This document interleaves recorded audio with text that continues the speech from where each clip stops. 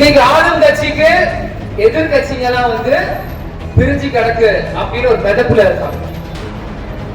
எதிர்கட்சிங்க வந்து ஆளும் கட்சி மேல அதிருப்தியில இருக்காங்க அப்படின்னு அவர் ஒரு மெதப்புல இருக்காங்க. இரண்டு கட்சியுமே சமநிலையில இருந்து ரெண்டு பேரும் ஒரு மெதப்புல இருக்காங்க. ஆனா அது இரண்டு கட்சி மெதப்புல இருப்பாரு. அந்த கப்பலை ஓட்டுற கேப்டன் கட்சி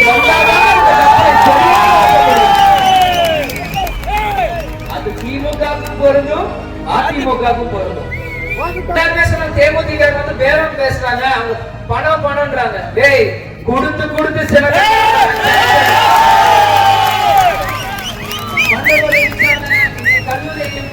கேப்டன் டிவி இல்ல, எதுவுமே இல்லைனாலும் இன்னைக்கு அந்த கெத்தா நம்ம நிக்கிறோம் தெரியுமா?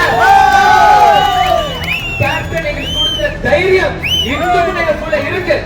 இப்படிதான் நம்ம எல்லாரும் குடும்பத்திலயும் விஜயகாந்த் பயன்படுத்த எக்ஸ்ட்ரா 2 பேர் 2 காலா, நானும் அதே மனுஷன் தானே, அதே விளைவான நானும் அப்படியேதான் நானும் இருக்கேன். எனக்கும் சில ஆசைபாசைகள் இருக்கும்ல.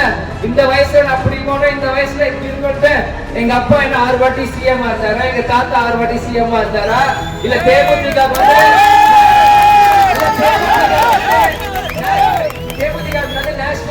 எல்லா பக்கமும் பணம் வந்து போட்டுது, யாரோ ஒருத்தர் வந்து பாஜக மாதிரி தலைவர் நடத்துறாங்களா? எதுவுமே இல்ல.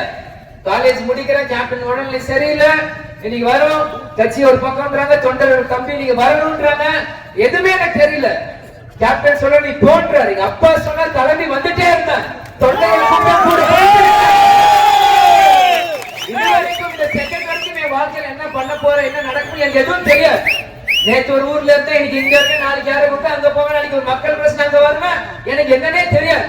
எல்லாரும் சொல்லுவாங்க விஜயகாந்த் பையன் born with silver spoon அப்படின்னா. born with silver spoon எனக்கு தெரியாது. என் மக்களுக்கு ஒரு பிரச்சனை, எந்த சில்வர் ஸ்பூன்